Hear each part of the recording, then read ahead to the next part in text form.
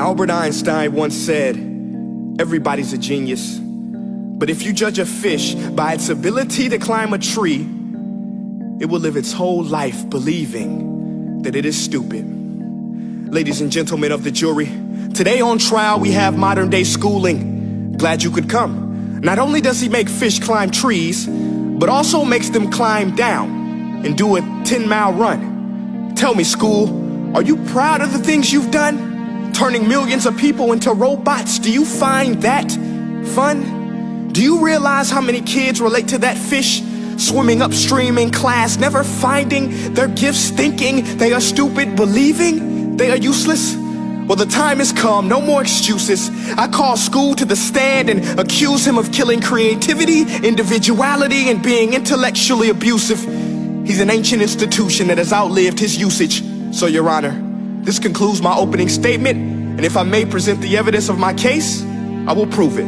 Proceed. Exhibit A. Here's a modern day phone. Recognize it? Here's a phone from 150 years ago. Big difference, right?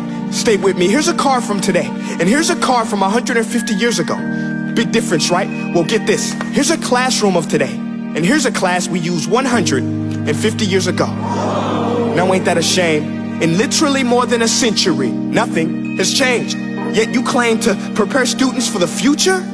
But with evidence like that, I must ask, do you prepare students for the future or the past? I did a background check on you and let the record show that you were made to train people to work in factories, which explains why you put students in straight rows, nice and neat, tell them sit still, raise your hand if you want to speak, give them a short break to eat, and for 8 hours a day tell them what to think. Oh, and make them compete to get an A letter which determines product quality, hence grade A of meat. I get it. Back then, times were different. We all have a past. I myself am no Gandhi.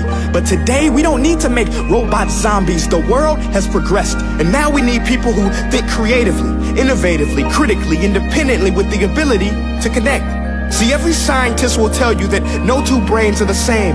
And every parent with 2 or more children will confirm that claim. So please explain why you treat students like cookie cutter frames or snapback hats, giving them this one-size-fits-all crap. Watch your language. Sorry, Your Honor, but if a doctor prescribed the exact same medicine to all of his patients, the results will be tragic. So many people would get sick, yet when it comes to school, this is exactly what happens. This educational malpractice, where one teacher stands in front of 20 kids, each one having different strengths, different needs, different gifts, different dreams, and you teach the same thing the same way? That's horrific. Ladies and gentlemen, the defendant should not be acquitted. This may be one of the worst criminal offenses ever. And let's mention the way you treat your employees. Objection. Overruled. I want to hear this. It's a shame. I mean, teachers have the most important job on the planet, yet they're underpaid? No wonder so many students are short-changed. Let's be honest, teachers should earn just as much as doctors, because a doctor can do heart surgery and save the life of a kid, but a great teacher can reach the heart of that kid and allow him to truly live. See, teachers are heroes that often get blamed, but they're not the problem. They work in a system without many options or rights. Curriculums are created by policymakers, most of which have never taught a day in their life. Just obsessed with standardized tests. They think bubbling in a multiple choice question will determine success. That's outlandish. In fact, these tests are too crude to be used and should be abandoned, but don't take my word for it. Take Frederick J. Kelly, the man who invented standardized testing, who said, and I quote, "These tests are too crude to be used and should be abandoned." Ladies and gentlemen of the jury, if we continue down this road, the results will be lethal. I don't have much faith in school, but I do have faith in people.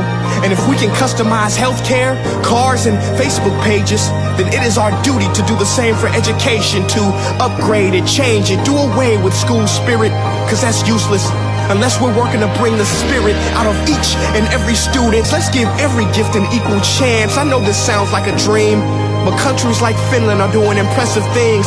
They have shorter school days, teachers make a decent wage, homework is non-existent, and they focus on collaboration instead of competition. But here's the kicker, boys and girls. Their educational system outperforms every other country in the world. Other places like Singapore are succeeding rapidly. Schools like Montessori, programs like Khan Academy, there is no single solution. But let's get moving, because while students may be 20% of our population, they are 100% of our future.